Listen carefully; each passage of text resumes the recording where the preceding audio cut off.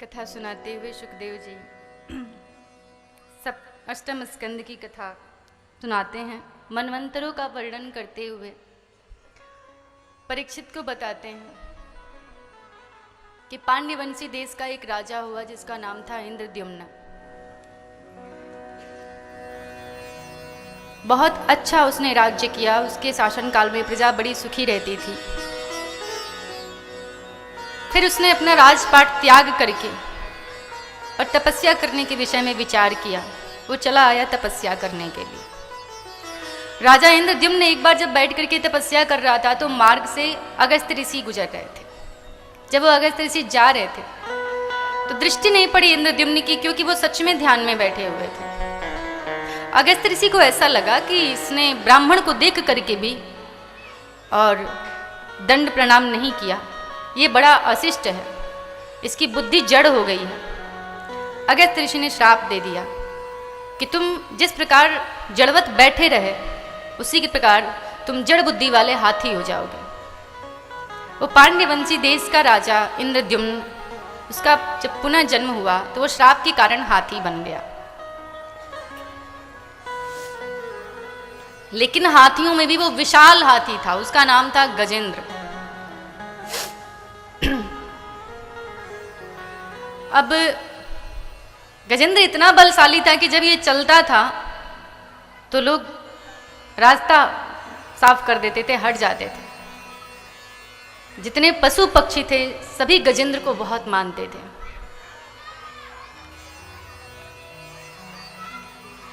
इसके बल के आगे सभी का बल फीका था, इतना बलशाली था ये। उस पूरे जंगल का राजा था ये। एक दिन ये गया जल क्रीड़ा करने के लिए, साथ में हाथिनियां भी थीं, कुछ हाथी भी इसके साथ थे। जब जल क्रीड़ा करने पहुंचा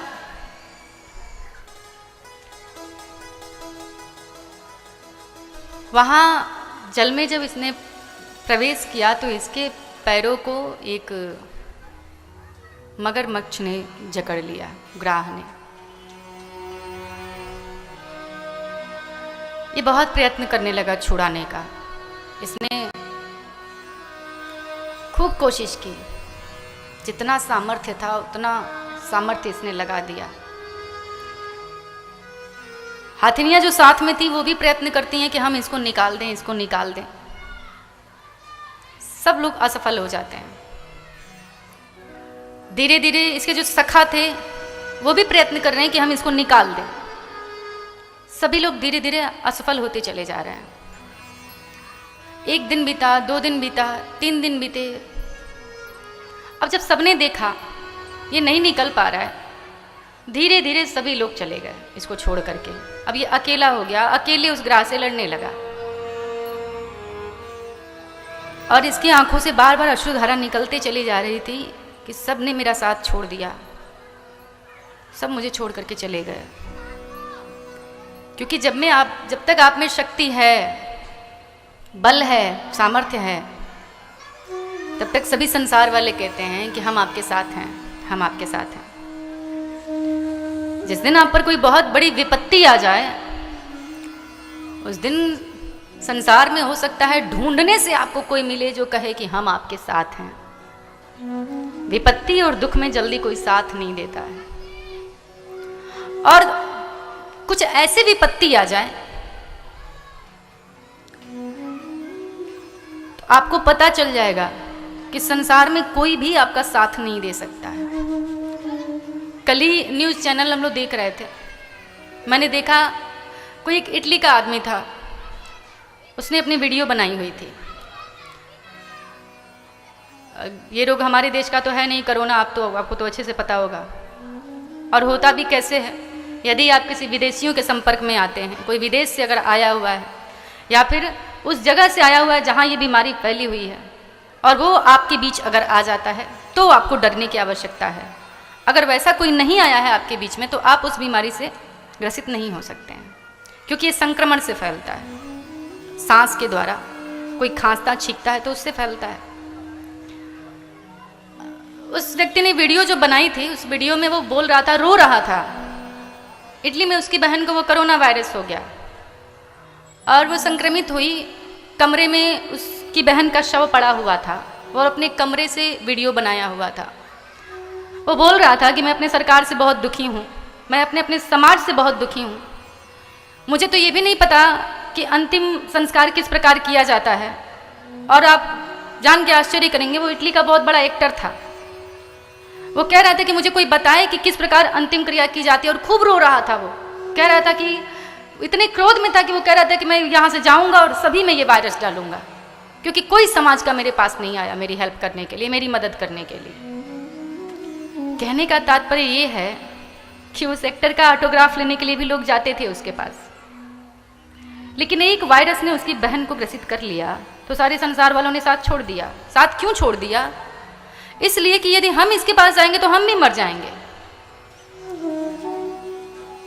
सबको प्राणों का इतना मोह होता है कि आपका कोई चाहे कितना भी प्रिय क्यों ना हो, अगर वैसी मुसीबत आपके पास आ जाए तो संसार में कोई भी आपका साथ नहीं देगा, कोई आपके पास नहीं आएगा।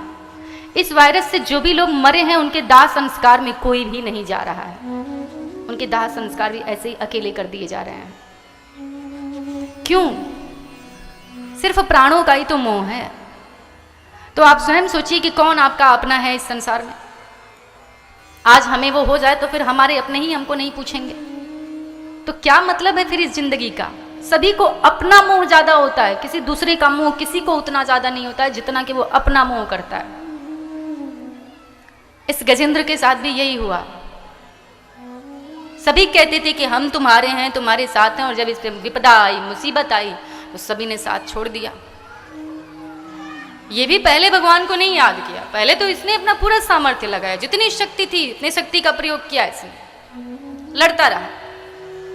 2 दिन, 4 दिन, 10 दिन, 15 दिन, 20 दिन, 25 दिन बीत गए। इसको लड़ते लड़ते लड़ते लड़ते आज 27 दिन हो गए और अपने पैरों को ये छुड़ा नहीं पा रहा है। जब 27वां दिन आता है तो इसको याद आता है कि मैं तो पूर्व जन्म में पांड्यवंशी देश का राजा था, और उसको याद आती है कि मैं कितनी सुंदर स्तुति किया करता था भगवान की। इस संसार में कोई रक्षा करे चाहे ना करे, कोई साथ दे चाहे ना दे, मात्र परमात्मा ऐसे हैं जो कभी भी किसी का साथ नहीं छोड़ते। वो तो जरूर मेरी रक्षा करेंगे।